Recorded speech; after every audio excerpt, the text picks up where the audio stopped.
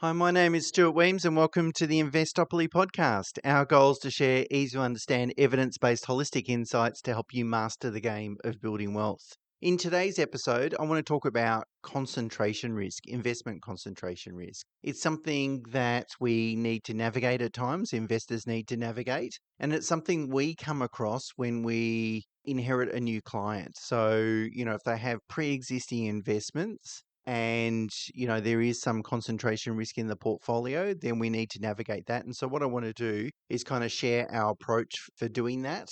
But also the idea came up from a question, I think on YouTube or whatever. This is where the idea came up from in regards to record this episode. So clearly other people out there, for various reasons, which we'll get into, might have some sort of concentration risk within their portfolio. So let's talk about what is concentration risk. It's really when too much of your total wealth is tied to either a single investment, such as property or shareholding or a business, or tied to a single sector, so industry sector, or tied to a single geographical market, for instance. And so when you have concentration risk, your overall portfolio's performance becomes too reliant or too dependent on that one exposure. And as the founder of Vanguard, Bernard Malky, I refer to him quite a bit during this podcast, probably more than Warren Buffett, which isn't so bad because you kind of get a little bit bored with the Warren Buffett references, although they tend to have a lot of wisdom. Anyway, Burton Malky, who wrote the book Random Walk Down Wall Street, the thesis behind that book was that investment returns are unpredictable. In the short term, there is no reliable patterns, and that's why diversification matters. And really, the aim of diversification is trying to smooth returns. And so spreading your investments across various asset classes, various geographical markets, various industry sectors, and so forth, helps you reduce your reliance on one particular sector. And over a 12-month period, a 2-year period, a 3-year period, there's going to be some sectors or exposures that do really well, others that don't do as well. And what you're trying to do is kind of stabilize your return. Now, why is that important? Well, it's important in case you need to add to or make changes to your investments over time. If you're going to invest, if you're going to be single point sensitive, have a large concentration risk and put all your eggs in one basket, and that basket doesn't perform for a 10-year period, then it restricts your ability potentially to continue to build your portfolio. So if I go and buy a property and it doesn't grow for 10 years, I can't access the equity to continue to build the property portfolio. It really is going to be solely dependent on additional capital. And as we get sort of deeper into the investment journey, diversification is important in retirement because we want to still invest in growth assets. That would be the preferred option, to still hold a lot of exposure to growth, because ultimately in the long run, that's what's going to deliver the maximum returns. But we still need to be able to fund retirement, and we might be funding that, some from income and some from capital growth. And so if we're going to fund from capital growth, we need some assets to sell. So in a well-diversified portfolio, there's always going to be something to sell that has done pretty well over the last period of time. And in today's market, that would be traditional market cap indexing. So, your Vanguard International, for example, has done pretty well. And so that's the bit that I'd be trimming off at the moment on the basis that I want to keep the value exposure and retain that, because I think that's what's going to outperform over the next period of time. So by having diversification in a portfolio gives us much greater flexibility to maintain a more sustainable asset allocation, whilst also making sure we've got the confidence that if we need money, and we plan ahead for this, but if we need money, we've got something to sell, and we've got something to sell that we're not unhappy to sell. So, concentration risk is a little bit about returns, but mostly it's about dependence. And I guess, someone in their 30s that puts all their wealth into one particular asset, which is not uncommon, by the way. Like if you think about, someone just starting out in their investment journey, they might have a little bit of super, but typically it's not that material yet because they've only just started their working career. And they might have a family home, which is not really, let's not call that an investment asset because we're going to occupy that property. And then they might go out and buy an investment property. And so really, when you look at their total wealth, most of it's probably concentrated in that one asset.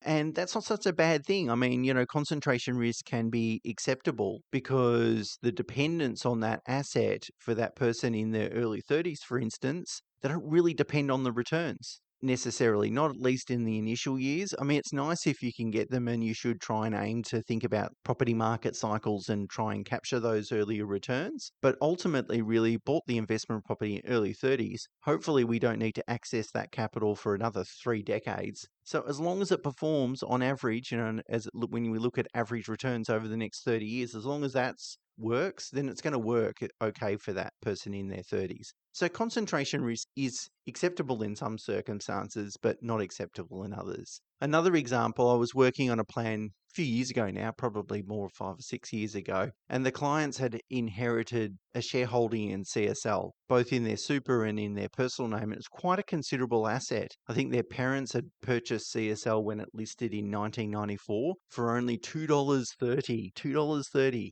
As I record this podcast, CSL's trading at about $140 odd dollars, and it's been as high as like $330. So as you can imagine, these clients were sitting on a huge capital gains tax liability, huge unrealized capital gains. And that can be a challenge, and I will talk about that in a second. That can be a real challenge because you can become so tax focused that it cripples you and you don't do anything. Anyway, I did their plan, and what I did is when I'm financially modeled out their strategy, I stress tested it and said, well, let's assume CSL goes to zero. So one day we wake up and the stock's not worth anything. Does the plan still work? So I took CSL, the holding, out of the plan, and the plan still worked. So in that situation, it gave us context for making that decision, in that, we're not single point sensitive on it. And that's what we really need to understand is, to what extent are we dependent on the performance of that asset in order to achieve our lifestyle and financial goals? And if the dependence is high, then we need to do something about the concentration risk.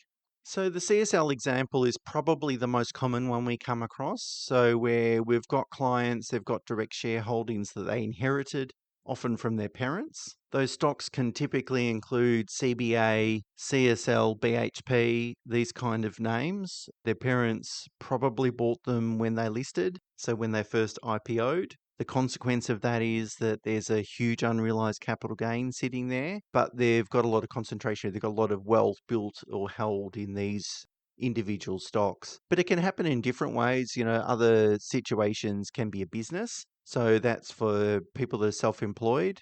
They might have worked away at this business for the last 20 years, and they might have some personal assets, but really, when you look at their total wealth, including the equity, the enterprise value of the business, you can see that, there's a large amount of capital tied up in this business. That can create a concentration risk as well. So it can happen many ways, but I think the inherited direct shares is really the most common situation that we come across. Okay, so let me set out the kind of 3 steps that we go through to work out what to do with concentration risk. And so for anyone listening that has the same risk in their portfolio or knows someone that does, this is the sort of 3-step process you can go through as well. So the first thing we need to do is form a view on future returns. We've got this concentrated asset, but we want to ask ourselves, to what extent will this make a contribution to our future goals? And so for us to do that, we need to think about, okay, what do we expect the returns to be in the future? It's really important not to be too persuaded by past returns. And this has been the challenge with CSL as the stock. For those that aren't familiar with CSL,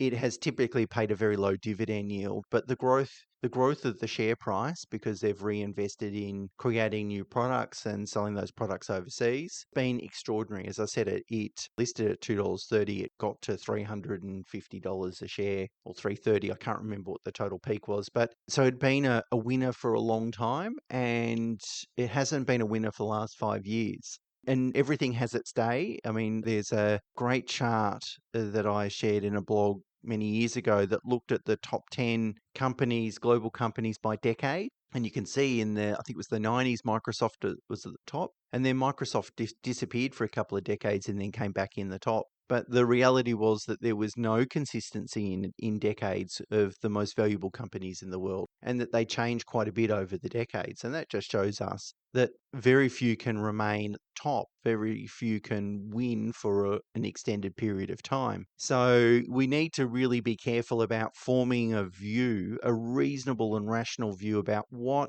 that asset might produce over the next period of time. So we're probably looking over 5 to 10 years. Kind of that's probably the best time frame because, to try and guess what a stock might do, for instance, over a 12-month period, a little bit more difficult. And you've just got to park I think past returns certainly shouldn't be ignored because, it might demonstrate the strength of the stock's product that they're selling. But I just want to sort of tamper expectations, that, you can't expect just because CSL's been a winner forever, for instance. I'm just using that as an example. It's not going to win forever.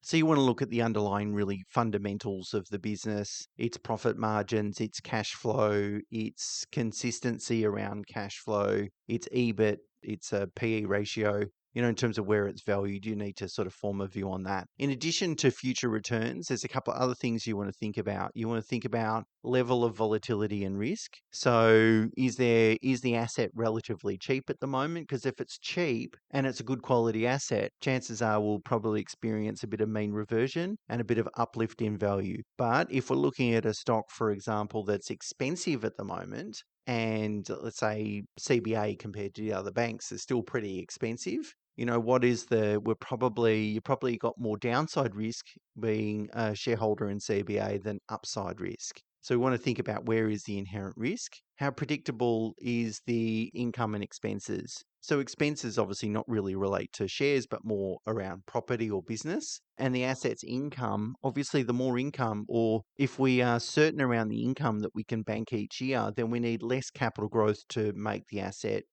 attractive to hold. So, I'm not saying that we want to always focus on income, but for instance, if I've got an asset like a commercial property, for instance, and its income, it's got a very strong lease, a very strong tenant, its income profile is very strong. Well, that just gives me more predictability around future returns, doesn't it? Because we know what we're going to get. Next thing to think about is liquidity. This is obviously for unlisted assets, like whether it's an unlisted trust or share investment, or whether it's like private equity, or whether it's, a property. We want to think about the liquidity within a portfolio and whether it's still appropriate to hold that, to have so much illiquidity, because we've got a concentration risk in unlisted asset that it gives rise to greater risk. And then the gearing, whether we've got any gearing against that investment, and again, whether that's still appropriate and whether it's appropriate to retain that level of gearing, in the medium term. So in addition to thinking about, future returns and what contribution the asset will make to, achieving our goals, we need to then think about opportunity cost, because we can't look at, future returns in isolation. We've got to have some context to measure those future returns to. So we need to then ask ourselves, if we sold the investment, either part of it or all of it, if that's possible. Of course, it's possible with shares, not so much with property. But if we reduced our exposure, we reduced our concentration risk, what would we do with the money? And we need to answer that question, because part of it is,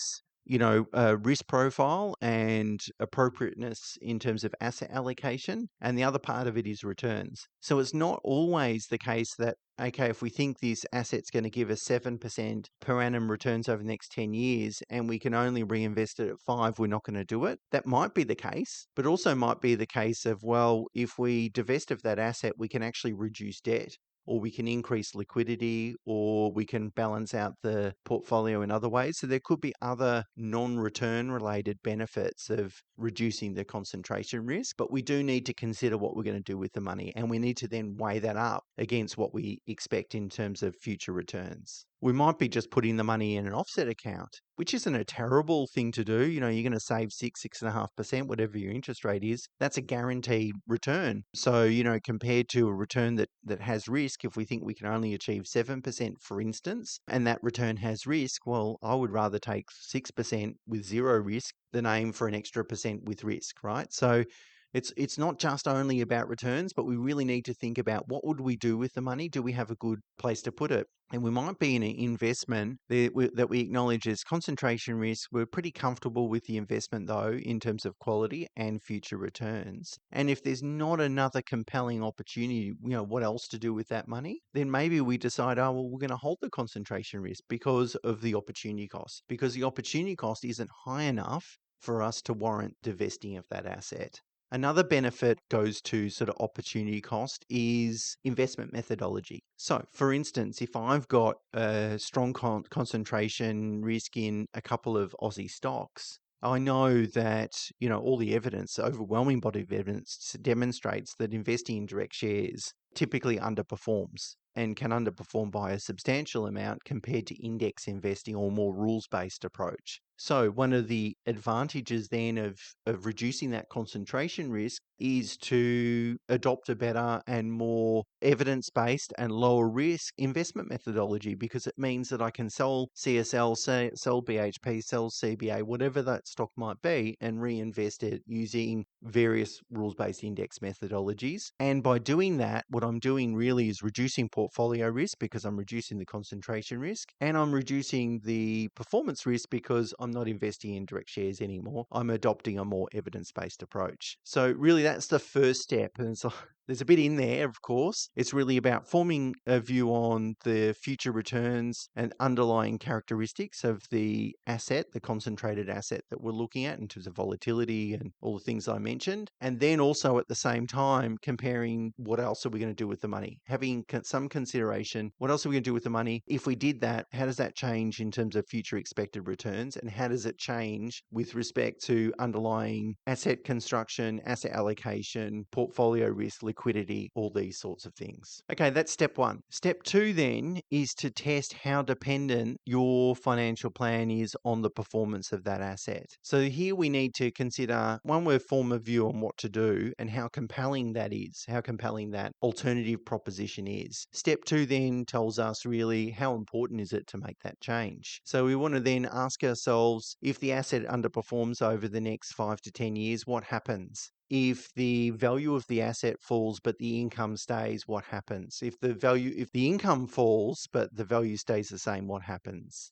Now, the answer to these questions will either be, oh, it'll just be disappointing, but it's okay, or, it disrupts the strategy. It puts retirement at risk. It compromises something else. And this is what we need to do in step two, is really make that assessment. Of course, if, in situations where we're stress testing something and go, well, if the investment doesn't perform for the next 10 years, of course, the answer is going to be it's disappointing, but disappointing we can handle. If it interrupts the strategy, we can't handle it. Okay, and the third and final step then is to assess the cost of action versus the cost of staying exposed. So really the cost of action is going to be the transactional and tax costs associated with unwinding, reducing or eliminating that concentrated risk exposure. So when estimating capital gains tax, we're going to think about, is there anything we can do to minimize the tax, such as using carry forward super contributions, concessional contributions, of course, whether there's any other assets that the client may hold that are in a capital loss position. So maybe we can crystallize those capital losses before we crystallize the gain, or whether they've got carried forward losses, or whether we expect that client's taxable income to change. So for instance, if we're looking at a concentration risk, but the client's going to retire in 2 years' time, we'd give some consideration to the potential outcome that, if we delay selling for a couple of years, that we might be able to save a little bit of tax. Now, this third and final step is the most challenging, I think. This is what stumps most people, especially when they come to us, they haven't had advice in the past. This is where they get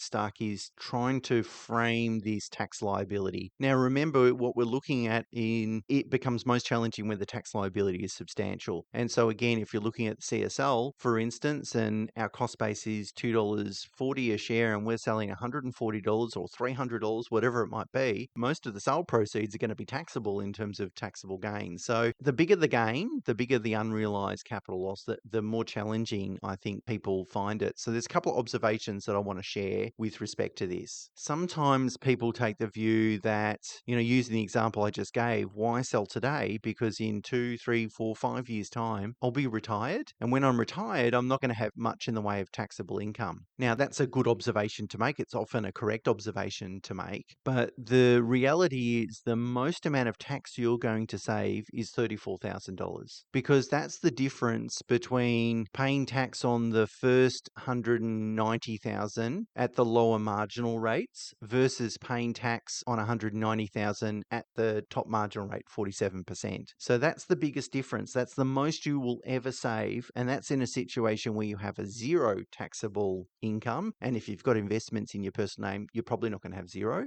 versus paying tax at the full marginal rate across the board. So then what you need to do then is say, how large is that $34,000 relative to the investment value that I'm considering? For instance, if that asset is worth $1 million, then it's only 3.4%. So what is the chance of the value of that asset changing, falling by more than 3.4% over that period of time until you're waiting to pay less tax? If you're already looking at an asset that is relatively fully valued, like a share in CBA, for instance, or more recently BHP, maybe by waiting a little bit of time, if the share price drops 20% because you're trying to save 3.4% in tax, it's a false sense of security, of course. For instance, I know a separate client, separate to the one that I mentioned previously, that also had a concentration risk in CSL. Prior to 25, so I think during 24 and 23, we were selling CSL shares when they were trading above $300. Now, by doing that, we triggered quite a bit of capital gains tax. Luckily, it was in a testamentary trust, so we were able to really minimize the impact. But, we look back now in hindsight when, as I said, CSL, as I record this today, is trading at $142. Whilst we paid more tax, we were much better off to sell when it was above $300. We sold some at $330, for instance, and wore the tax consequences, but the after-tax proceeds are greater than the pre-tax proceeds than we would see today. So whilst looking at tax and trying to plan around minimizing tax, you do need to really think about, what is going to happen to that investment between now and then. And if you become too fixated on tax, you will be in a situation where you don't make the decision, and that could end up, you don't make a decision, or you don't come up with a coherent strategy on how to deal with this concentration risk, and that might end up costing you more in the long run. And look, the other thing too, the other observation is that on the flip side, if the asset continues to rise and you don't sell it, you don't divest because you're worried about the tax liability, you're worried about managing the tax liability, you don't actually solve the problem. Your concentration risk just actually gets bigger. So in other words, avoiding the sale doesn't solve the problem, it just really delays it, but you still are going to wear that risk. And this is why we take the 3-step approach, because the first step is really about understanding future returns and the opportunity cost. The second step is really about assessing how important is it to change. And then the last step is then looking at the tax consequences. Or if it's another asset such as a property, we're thinking about, how much is it going to cost to sell the asset? Do we need to make improvements to the asset? Those sorts of things. But typically the biggest kind of transactional friction is CGT. So, and that we do it in that order because what we want to do is put some context around the tax costs. Quite often people skip the 3 steps and go directly to the tax and then go, oh, too much CGT, I'm not going to sell. But what we want to do is frame it in a way to say CGT is one element, but there's many other elements. For example, if in step 2 we decide that it's absolutely critical, we're so dependent on this asset and the performance that's absolutely critical we reduce that risk, then it doesn't really matter what the tax cost is because we have to reduce that risk. And so by taking that 3-step approach, I think what it does is forces you to put everything on the table and make sure you're not going to just focus on tax. It's an important consideration. And if there's a way to minimize costs, we should do it. And if it's going to be much cheaper next year than this year, then of course that's something we want to think about. So I'm not saying ignore it, but I'm just saying it's one of many factors. There's a couple of other factors that we would consider outside of this, just a couple of examples. One example might be where we've got a concentration risk and we've got the client generates their income from the same industry. And this happens quite often when we have employee shares. So if the client has shares in their employer, in that situation, we've got a lot of personal wealth. Maybe we've got a lot of personal wealth tied up in that one particular stock. So that's an investment concentration risk. But overlaid on top of that is that we are also relying on that industry and employer for our income. And so we want to think very carefully about that and whether that risk is appropriate or to what extent that risk is appropriate. Because if they're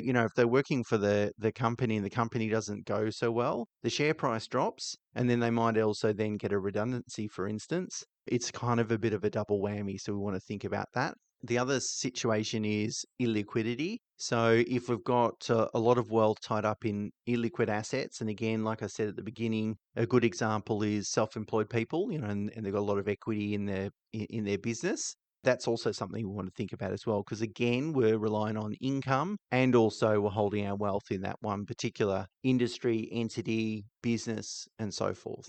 Okay, so after we go through this three-step process, what do we normally do? Well, there's really three decisions typically that we'll take as a result of this analysis. The first one is a substantial divestment. So this is going to be in a situation where we're concerned about future returns. We might think the value of the asset, the current market value of the asset is more than its intrinsic value, which makes us concerned because once the share price drops, and you're in a situation like a CSL situation, or where the concentration risk is just too substantial. If we determine that we are highly dependent on the performance of this asset, we want to look to ways to obviously reduce that risk. And in that situation, we're going to make a substantial divestment. Now, that might be selling the whole thing in one tranche, or it could be, reducing it by half or whatever it might be. But that's the first thing, is a substantial reduction. The second approach is to reduce the exposure progressively over time. And we might take this approach where we're not uncomfortable with the concentration risk, in that it's not going to derail the strategy. It's not going to cause too many problems. Like, we can probably stomach it, but we're concerned about the future returns of the asset. And so in that situation, what we might do is say, okay, on a monthly basis, let's sell a set amount. Let's sell $10,000 a month, $20,000 a month, whatever it might be, for the next 2 years, for instance. And we're going to do that and be quite disciplined. And if the asset continues to rise, like if it rises substantially, we might sell, a couple of months worth. Instead of selling 10, we might sell 30,000 that month. And if the asset falls, we might back it off a little bit. We'll decide the rules around kind of the approach or the implementation of the strategy. But the strategy is not do nothing. The strategy is let's do something, but let's spread our timing risk and gradually exit the position. And the third approach is more of a strategic or opportunistic divestment. So we might go, for instance, okay, we've got a lot of it in CBA. CBA is a bad example. We've got some tied up in Wesfarmers, for instance. We think it's a great stock. Its performance has been pretty good. We're not unhappy with the exposure, but what we'll do is we're going to set a ceiling rate. We're going to decide what share price would we be happy to sell at. What share price is so attractive relative to intrinsic value that we would want to take some money off the table. And so we would work out what that share price is. Let's say it's $90. If Wesfarmers exceeds $90, we're going to go sell some money. And it's exactly what we did with the example I gave you before with CSL, where we were selling down CSL in 23 and 24, and we had a target price, I think, of 330 or 320, something around that, and we took the opportunity to sell and divest at that time. And at least what we're doing here is we're saying we acknowledge we're not unhappy with the exposure. We think it's going to perform well, but let's reduce risk when we're going to be paid a really good price for it. So there you go. That's how we deal with concentration risk. I think the failure in many situations, and particularly the clients we meet, isn't the fact that they haven't done anything. It's the fact that they don't have a strategy and they haven't really worked through this three-step process in order to sort of formulate a strategy. So I can't articulate why they haven't or have or are, dealing with the concentration risk. And I guess the key thing is that with investing, it's about trying to achieve the highest return for lowest risk. Like, we want to, if we can get 10% per annum, for instance, and take very little risk, to me, that's a very, very attractive investment strategy. So if we have a concentration risk in our portfolio, the key thing to ask ourselves, are we being adequately rewarded for taking that higher risk? And if not, then, what we need to do is turn the risk reward equation into our favor and take some action and do something about it. So for anyone out there, or if you know of anyone that has, some concentration risk, please share this episode with them. them, but hopefully that helps people kind of navigate this sort of situation. And coming up next week, Campbell's going to host the Q&A podcast on Tuesday. And on Wednesday, I'm going to take you through our process on constructing an ETF portfolio, either using diversified ETFs or a more bespoke approach. Okay, until then, bye for now. And before you go, if you enjoyed this episode, please share it with someone that you think will get value from it. And if you have a moment, leave a rating or review on Apple Podcasts or Spotify, as it really helps more people find the show. If you have a question you'd like me to answer in the next Q&A episode, email it to questions@investopoly.com.au. And if you'd like to learn about my new book, Wealth by Design, which is out in a few months' time, head over to investopoly.com.au/book. The link is also in the show notes. And you can also register for the pre-order offer, which is an AI tool that you can use to get more personalized value out of this podcast. Thanks for listening.